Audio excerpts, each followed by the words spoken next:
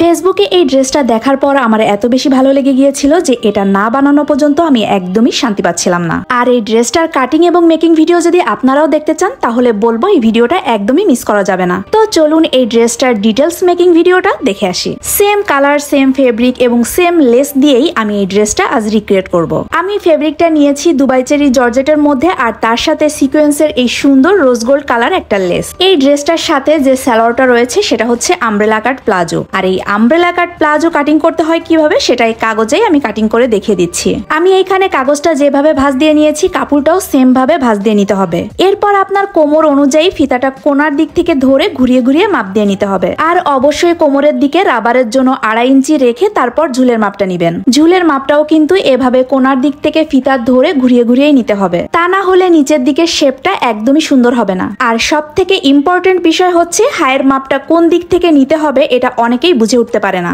সব সময় এই ধরনের আমব্রেলা কাট প্লাজো কাটিং এর সময় হায়ের মাপটা কাপড়ের ভাঁজের সোজা দিক থেকেই নিবেন। এতে করে এই সালোয়ারটা পরার পর হায়ের দিক থেকে কাপড় একদমই কুঁচকে থাকবে না, আর সুন্দরভাবে সব দিকে স্ট্রেট হয়ে থাকবে। আর একটা বিষয় বলে দিই, এই ধরনের আমব্রেলা কাট প্লাজো সবসময় চেষ্টা করবেন 3.5 হাত বহরের কাপড় দিয়ে বানানোর, তাহলে সালোয়ারে একদমই জয়েন্ট পড়বে না আর দেখতেও সুন্দর লাগবে।